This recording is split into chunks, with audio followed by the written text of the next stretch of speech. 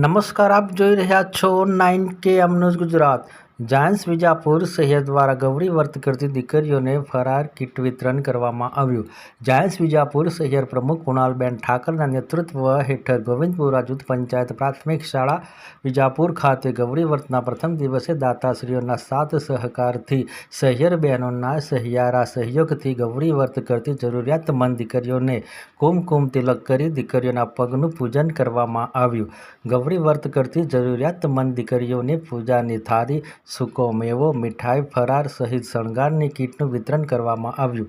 આ કીટ વિતરણ સમયે દીકરીઓના મુખ પર એક અનેરો આનંદનું સ્મિત જોવા મળ્યું। આ પ્રસંગે range forest officer LM Chaudhary, શાળાના શિક્ષિકા બેન કિરણબેન પટેલ સહિત મહેમાનશ્રીઓ તેમજ શહેર બહેનો ઉપસ્થિત રહી કાર્યક્રમને સફળ બનાવ્યો।